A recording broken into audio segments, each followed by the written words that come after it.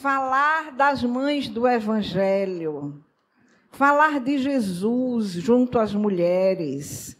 Jesus, em tudo que ele veio trazer, em tudo que ele veio mostrar para nós, ele foi incomparável, como diz Divaldo e outros escritores e outras pessoas que se debruçam sobre a biografia de Jesus. Então, ele trouxe, não é assim, posturas, orientações, esclarecimentos, condutas, comportamentos totalmente atípico àquela época. As mulheres naquela época não tinham direito à voz, a nada. Eram tratadas como coisa e não como pessoa. Não tinham respeito, não eram respeitadas, não eram ouvidas, eram maltratadas, eram objetos.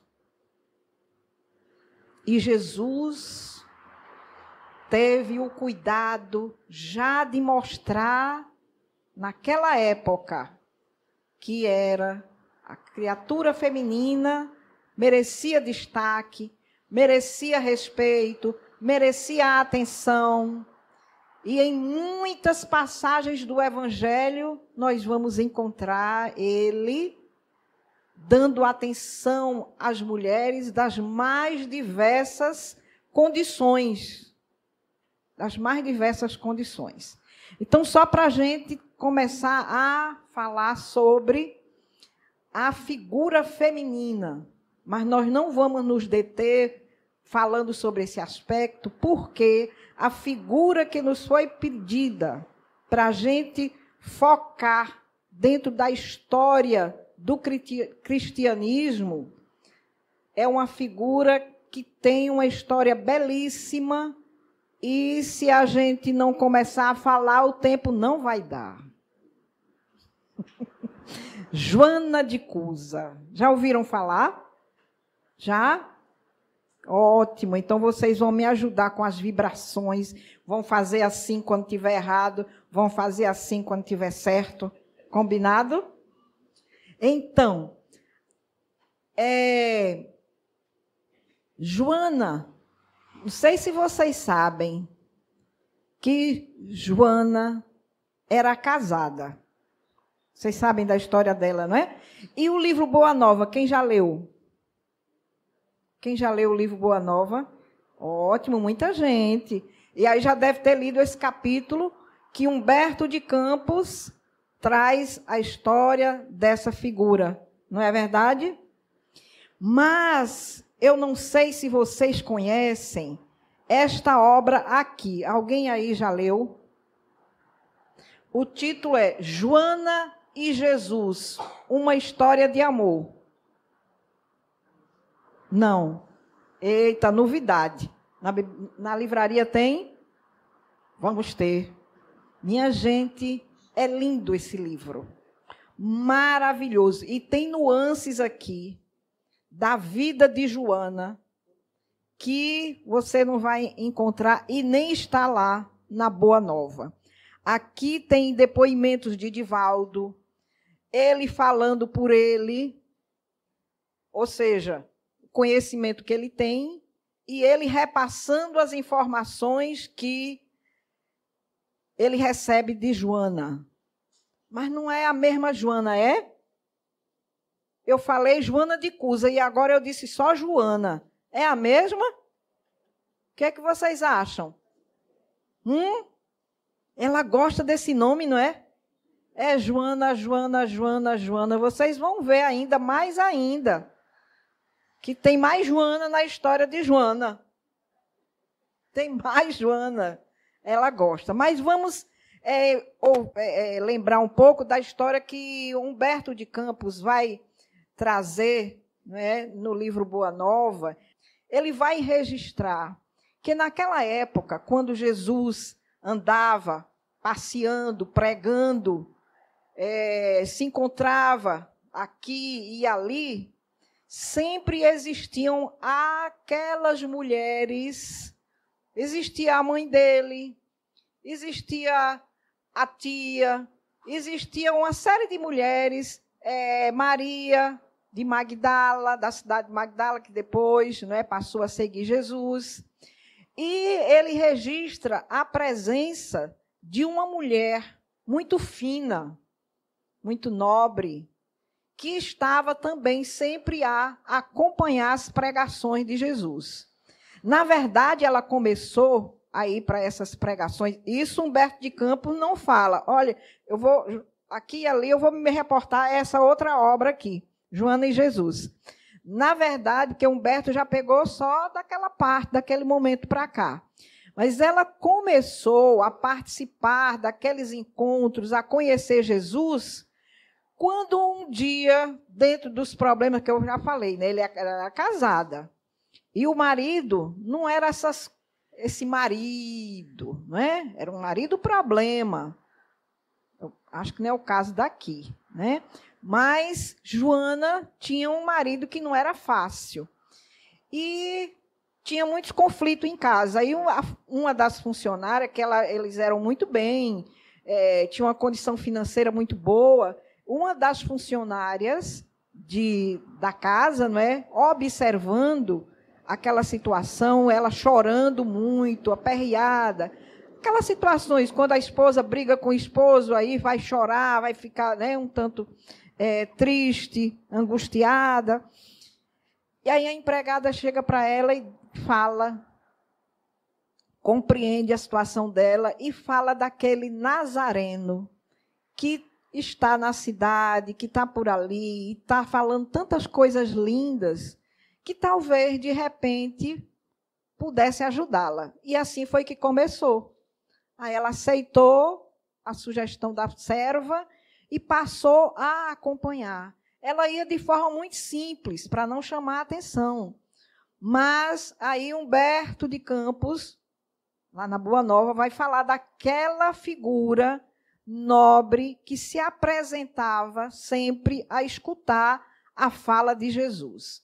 Então, o marido de Joana, né, ele era um grande funcionário daquela época, ele era um intendente. Intendente, vamos dizer assim, que comparando com hoje, poderia ser no campo político, um prefeito, se fosse num campo militar, podia ser como é que chama? Não, sargento não, mais do que sargento. Coronel, alguma coisa, sabe? Da alta, né, sociedade, mas ele era uma pessoa muito assim, tipo aquelas pessoas que servem a Deus e a Mamon. Não tem aquelas pessoas que dizem que servem a Deus e ao diabo? Pronto, ele era mais ou menos desse estilo, porque o comportamento dele era em relação a tirar vantagem. Quem oferecesse vantagem era daquele lado que ele era.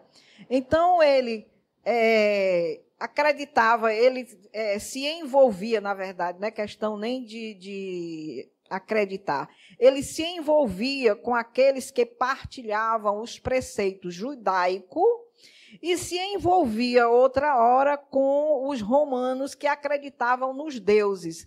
Ele não tinha uma postura ética pessoal. Era aquela questão de onde o mar está para peixe, é lá que ele está. Então, é como uma figura que onde o time estiver ganhando, é por ele que ele torce. É mais ou menos assim. Né? Então, e tinha essa coisa do desvio de conduta, de caráter. Ele não era uma pessoa, além de não ser um bom marido. E isso fazia Joana de Cusa, porque Cusa era o nome do marido. Até isso, a mulher tinha o sobrenome era conhecida pelo marido, pelo nome dele. E assim ela ficou conhecida. Ela, muito sensível, um coração amoroso, muito bondosa. Ela sofria com aquela situação e existia conflitos entre eles, e eles discutiam muito. Então, certo dia, ela procurou Jesus para falar sobre isso. Porque ela estava com aquela, assim, já, como se diz, no limite dela. Né? Aí ela estava muito triste desse dia, muito angustiada, resolveu compartilhar com Jesus, expor para ela o que estava acontecendo, e a sua intenção era de ou obrigar o marido a seguir Jesus, se ele não aceitasse, ela ia deixar o marido. Essa era a compreensão dela. Vamos dar uma paradinha aqui. Se isso tivesse acontecendo com um de nós, será que a gente faria do mesmo jeito ou a gente faria diferente? Vamos imaginar que tem alguém aqui que um dos cônjuges, ou o homem ou a mulher, não importa, e se identificou com a doutrina espírita, reconhece que a doutrina espírita é o caminho, é Jesus redivivo em nossas vidas, mas o outro par, o companheiro ou a companheira, discorda totalmente, não concorda, muito pelo contrário, e isso tem sido motivo de brigas constantes em casa. Além de outros defeitos, além de outras dificuldades. Aí vem uma oportunidade de conversar com alguém que possa, quem sabe, dizer: o caminho é esse ou aquele, você faz isso ou faz aquilo. Joana de Cusa, naquela época, pelo menos, a alternativa que ela pensou foi de Jesus, no seu poder, que ela já tinha percebido, do seu poder, ele conseguir fazer com que o marido aceitasse ele, se aproximasse dele, da sua proposta. Ou então, liberá-la para segui-lo, ou seja, para seguir Jesus. A vontade dela era seguir Jesus, mas não podia, porque o marido não permitia. Ele não deixava.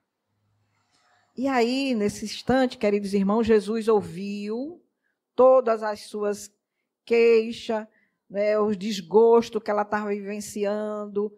Ela estava vivendo um momento muito difícil. Depois que ele ouviu, aí nós vamos ouvir a resposta de Jesus. Se alguém tiver aí dentro dessa situação, vamos ver o que Jesus vai dizer para você também, o que ele disse para Joana. Joana, só há um Deus, que é o nosso Pai. E só existe uma fé para as nossas relações com o seu amor. Certas manifestações religiosas no mundo, muitas vezes, não passam de vícios populares nos hábitos exteriores. Já deu para entender por aí? Ou seja, brigar por conta de religião, se desentender com o parceiro por conta de religião, pontos de vista diferentes, ele já deu a entender, presta atenção, já foi dizendo a ela mais ou menos isso, né? Agradece ao Pai por haver-te julgado digna do bom trabalho, desde agora. Bom trabalho desde agora. Ou seja, ele está dizendo que ela tem um trabalho ali e agora. Teu esposo não te compreende, a alma sensível? Pergunta Jesus. Compreender-te-á um dia. Ele não compreende hoje, mas um dia. Ah, mas eu quero resolver agora. Um dia. Está aqui, quanto tempo ainda eu vou ter que tolerar essa situação? Não é assim que a gente reage? Mas vamos escutar Jesus. Compreender-te-á um dia. É leviano e indiferente? Ama-o mesmo assim. Não te acharias ligada a ele se não houvesse para isso razão justa. O que é que ele disse, por outras palavras? Ninguém está no lado de ninguém de forma errada. Se não existisse uma razão justa, você não estaria aí com ele. Isso foi o que Humberto de Campos falou aqui sobre. Mas aqui, nesse livro, Divaldo e César Braga Saide, que escreveram Joana e Jesus, a história dela e Jesus, ele vai ser mais claro e vai dizer que Joana tinha compromissos, tinha resgate, tinha expiação junto daquela criatura que estava como marido dela ali. Então, era uma tarefa, um compromisso que ela tinha junto com ele. Por isso que Jesus disse aqui, se não houvesse para isso razão justa, ou seja, você se achar ligada a ele, servindo-o com amorosa dedicação, estarás cumprindo a vontade de Deus. Olha aí, minha gente. Amá-lo não é tolerar. Amá-lo. Estás fazendo a vontade de Deus.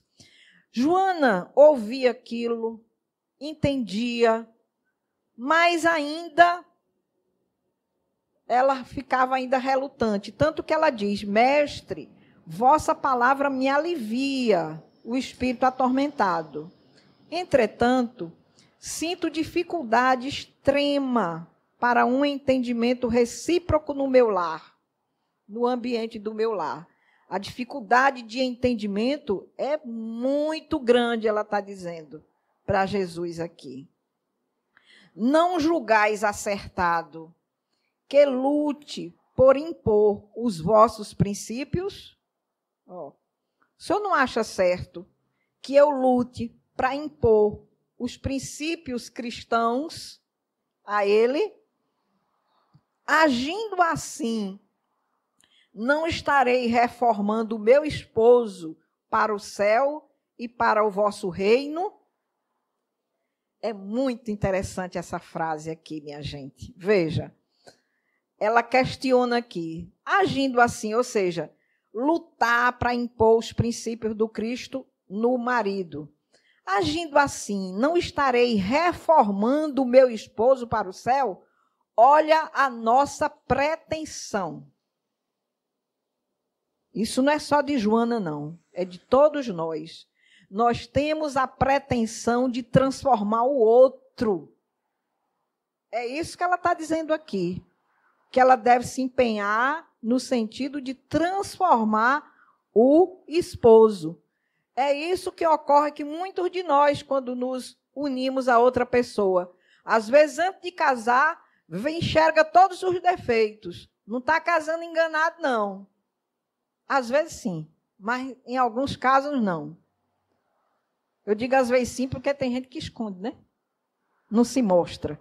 Mas tem outros que é explícita a situação da pessoa. Mas como é que a gente se... Não, depois que casar, eu dou um jeito nele. Ou eu dou um jeito nela. Não é? Olha aqui. É o que Joana está abordando também. Aí ele sorri para Joana, como quem diz, coitada, bichinha. Aí ele vai e diz, olha aí, para nós também. Quem sentirá mais dificuldade em estender as mãos fraternas? Será o que atingiu as margens seguras do conhecimento com o Pai? Ou aquele que ainda se debate entre as ondas da ignorância ou da desolação, da inconstância ou da indolência do espírito? No caso, ele. Quem é que teria mais dificuldade? Então, é lógico, quem vai sentir mais dificuldade é ele, que tem mais dificuldade do que aquele que já atingiu, né, já adquiriu os conhecimentos. Aí ele reforça, quanto à imposição das ideias, vamos prestar atenção, impor a ideia do outro, né?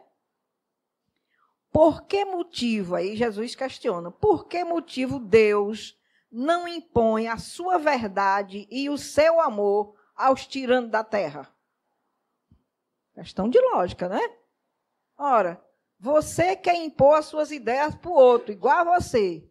Deus, que é todo poderoso, por que será que ele não impõe na terra, não é, os seus preceitos, aqueles que são tiranos aqui na terra, e deixa que ocorra? Por que não fulmina com um raio o conquistador desalmado que espalha a miséria e a destruição com as forças sinistras da guerra? Por que ele não faz? O pai não impõe a reforma a seus filhos, esclarece-os no momento oportuno. Deus não impõe nada, e nem nós podemos impor nada a ninguém. No momento oportuno, Deus encontra meios de nos esclarecer, de nos informar, para que nós, por nós mesmos, possamos deixar que a nossa consciência, que é onde está inscrita todas as leis de Deus, possa despertar, possa entrar em contato com a nossa essência divina. Mas só nós podemos fazer isso. Nem o Pai, como ele está dizendo aí. Joana, o apostolado do Evangelho é de colaboração com o céu nos grandes princípios de redenção. Ser fiel. Aí ele agora está direcionando para ela, dando uma ordem agora. Ser fiel a Deus, amando o teu companheiro do mundo, como se ele fora teu filho. Olha, gente, isso é muito importante. Ama o teu companheiro como se ele fora teu filho. Porque nós não somos uma grande família? Quem sabe se esse que é companheiro, de fato, um dia não já foi nosso filho, ou virá a ser de futuro, se ainda não foi. Porque a reencarnação é uma realidade. Nós estamos aqui graças a esse mecanismo divino, a expressão máxima do amor divino em nossas vidas, a reencarnação. Não é? Volta ao lar, Jesus, e ama o teu companheiro com o material divino que o céu colocou em tuas mãos, para que talhes uma obra de vida, sabedoria e amor.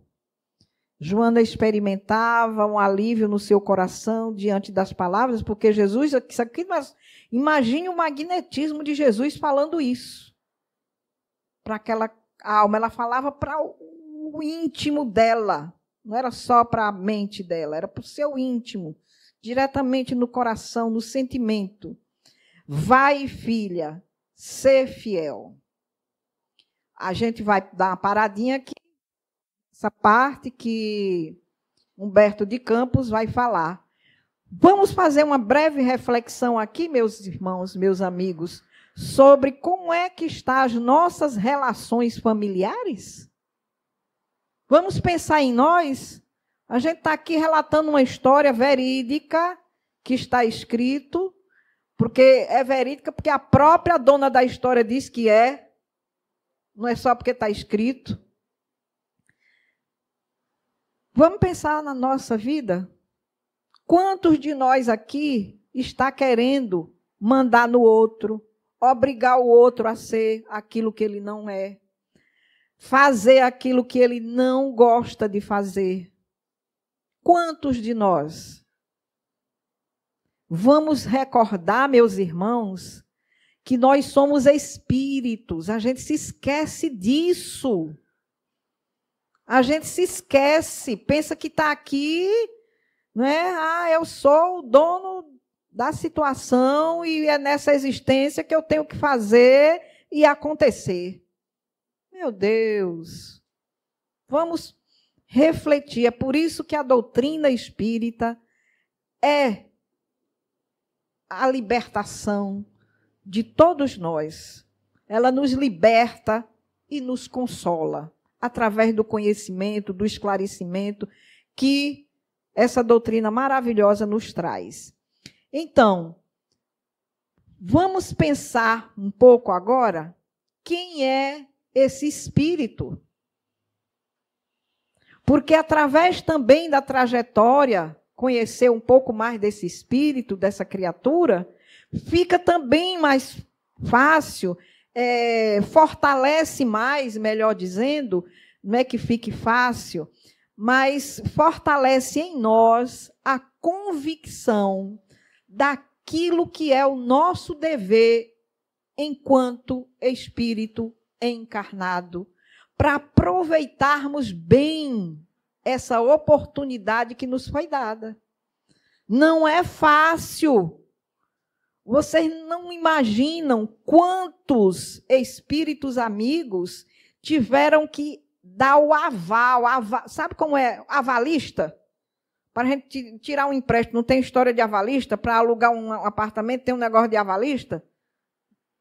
Não sei se ainda tem, mas dá para saber o que é avalista, não dá?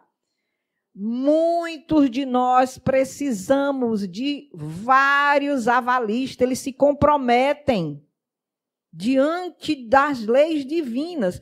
Dê a chance para ele, a gente vai ajudar ele. Olhe, e se a gente der a chance e ele fizer... Não, é assim.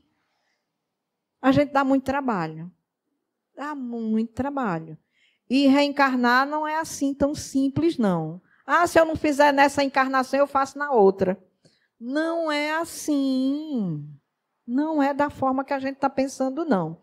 Então, vocês, como são sabidinhos, já sabem que Joana de Cusa é essa personagem que está com dificuldade naquela época, foi casada e recorreu a Jesus, viveu na mesma época de Jesus. Ela teve outras encarnações. Alguém conhece mais alguma encarnação de Joana de Cusa? Por favor, diga aí para ajudar a gente. Diga aí. Fale alto. Joana de Ângeles, ok. Oi? Joana? Não, é outro espírito. Joana d'Arc é outro. Eu falei que ela gosta de Joana, né? Mas não é. Essa Joana aí não. Essa Joana é outro espírito. É outra história. É outro processo. Então, vamos ver aqui. Depois de Joana de Cusa, ela reencarnou na época de 1194. 1194. E ela reencarnou, vocês não sabem em que época ela reencarnou. E como ela tem a ver com esta casa.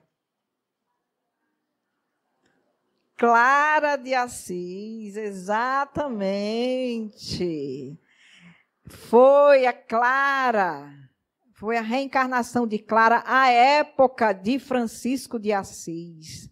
Ela que fundou a Ordem das Clarissas. E que também passou por perrengue naquela época, né? E depois dessa época de Clara, aí ela entrou na vida religiosa mesmo. As duas seguintes, a outra foi no México, depois de Clara, como Juana Inés de la Cruz.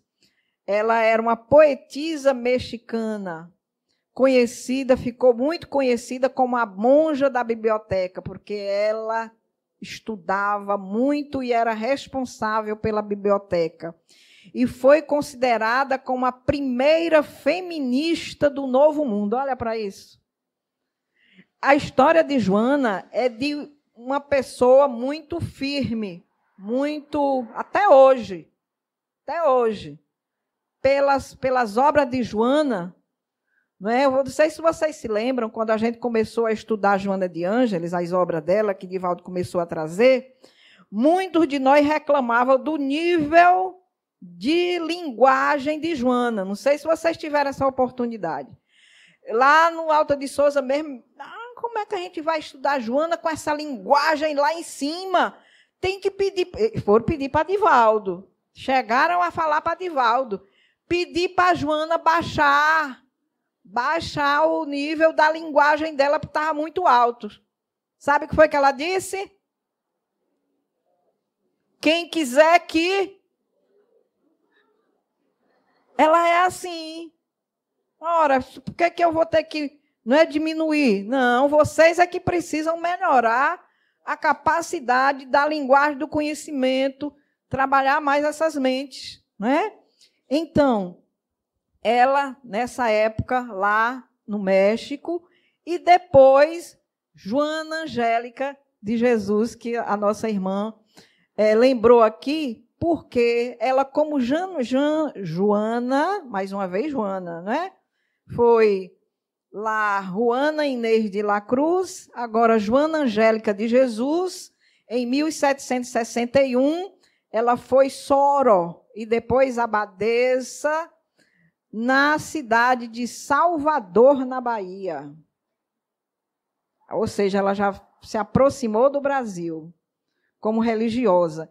E ela ficou muito conhecida, porque, mais uma vez, aí, ela também teve os padecimentos. Ela, como a Juana Inês, na época houve uma epidemia de peste, e ela, socorrendo os doentes, ela pegou a peste e desencarnou, tinha 44 anos. Todo o seu trabalho, toda a sua história de dedicação ao próximo, desde aquele encontro dela com Jesus, nunca mais ela foi a mesma. A partir dali, ela escutou, ela absorveu, ela teve um encontro de alma dela com Jesus.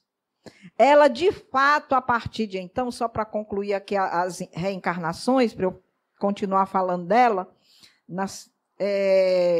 Joana Angélica de Jesus, ela foi tida como... Esse negócio está muito claro, meu Deus. Que ela foi conhecida como... o convento foi atacado, né? E ela ficou conhecida como ela uma heroína, heroína da independência do Brasil. Estava buscando isso aqui, que eu me esqueci. Eu não disse que eu preciso de memória auxiliar? Olha aí, tem que buscar aqui. Se eu não trago, estou perdida. Heroína da independência do Brasil. Os soldados portugueses invadiram o convento de Nossa Senhora da Lapa, onde ela, nessa época, era a abadesa. E então, quando ela viu o convento sendo atacado pelos portugueses, o que ela fez?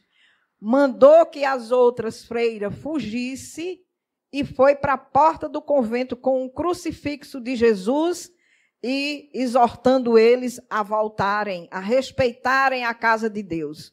Só que os soldados não respeitavam nada, né? E aí, ali mesmo, com a baioneta, tiraram a vida física dessa criatura. Então, por isso ela ficou muito conhecida. Meus irmãos, vamos voltar um pouco à passagem de Humberto de Campos agora, novamente. Depois que ela volta para casa, que ela se dispõe a olhar o marido realmente conforme Jesus tinha lhe recomendado, ela passa a viver de forma mais harmoniosa, olhando para ele com piedade, com compaixão e como um verdadeiro filho, cuidando dele, cumpriu, atendeu exatamente a proposta de Jesus.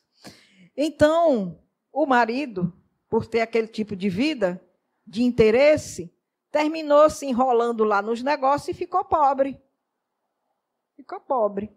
E quando ele faleceu, quando ele veio a falecer, o que aconteceu? Joana tinha 2 filhos e não tinha nada para sustentar os filhos.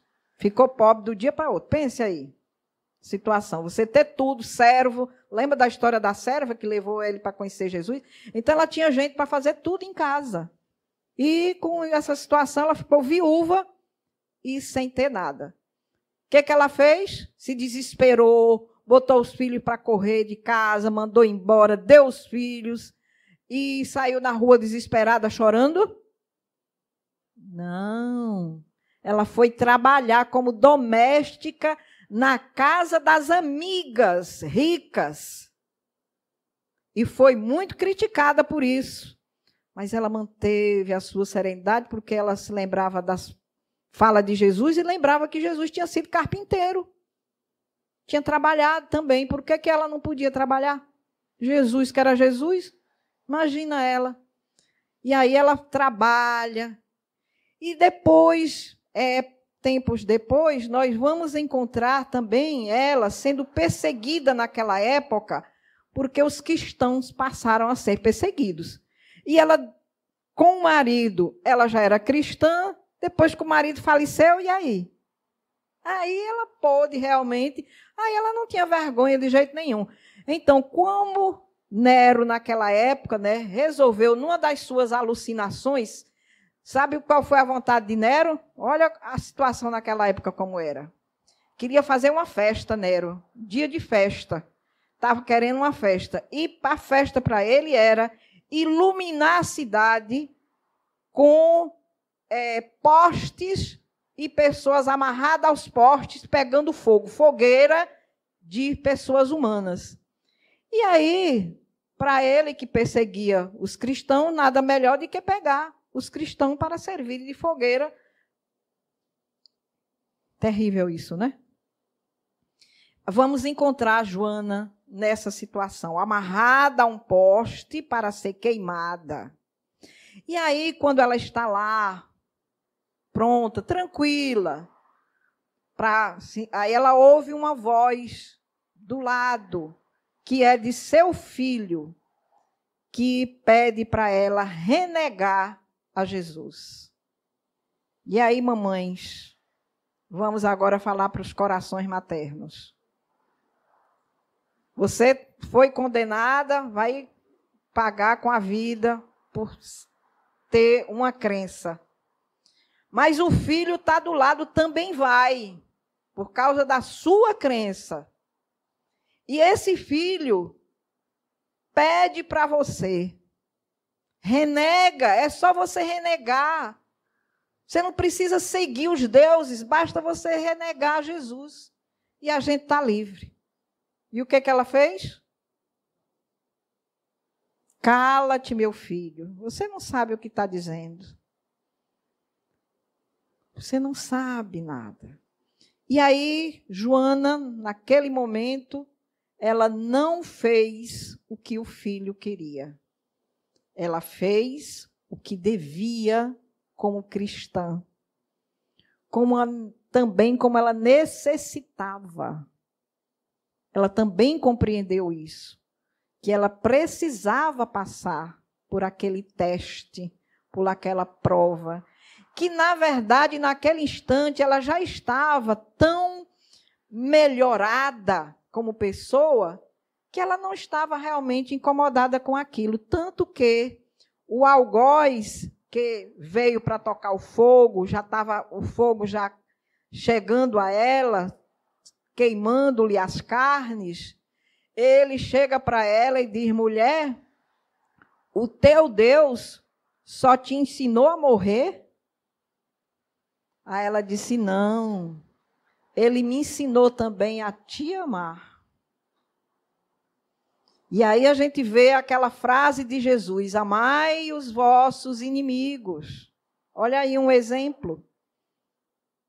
Amai os vossos inimigos. Joana de Cusa dá esse exemplo.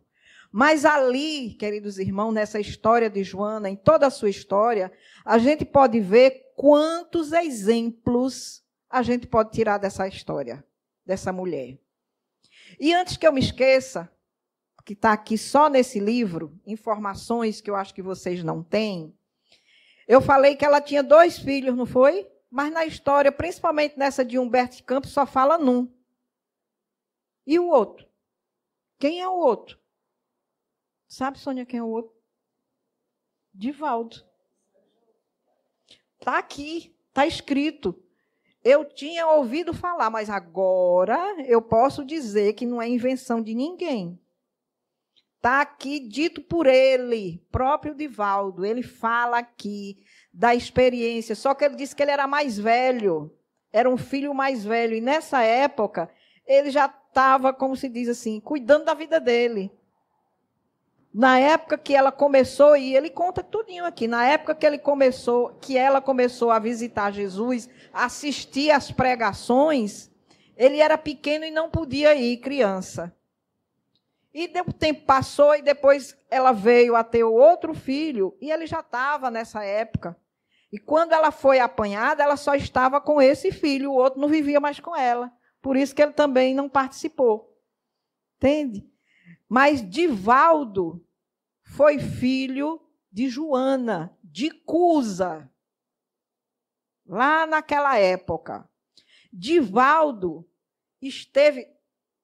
Nilson, alguém ouviu falar em Nilson, que era muito amigo de Divaldo, que cuidou, que desencarnou um tempo desse, não é? Ouviram falar, não era o amigão, o irmãozão de Divaldo. Eles tinham sido irmãos nessa época, todos dois filhos de Joana de Cusa.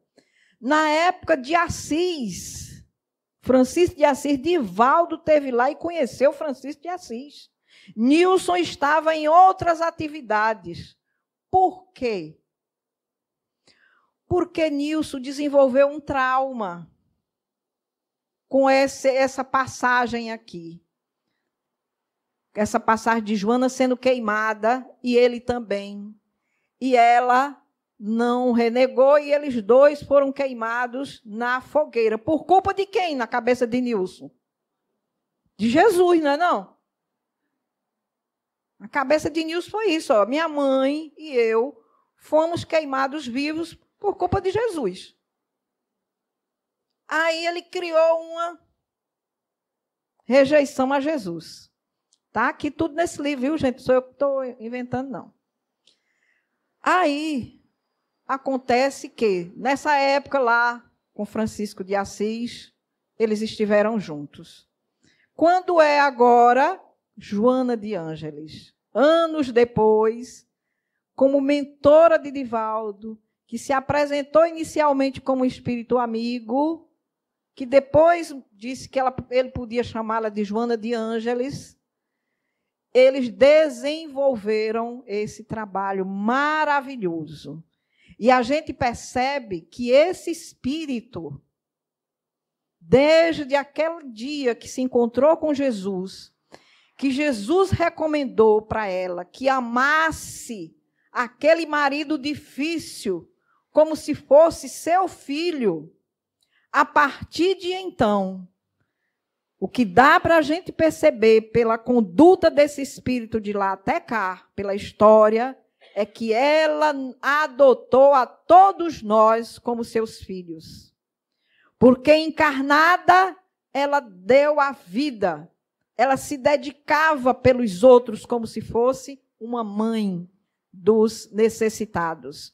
Desencarnada, ela traz essas obras, esse acervo de obras que a gente tem aí, através da psicografia de Divaldo, como se fosse aquela mãe que não descuida dos seus filhos.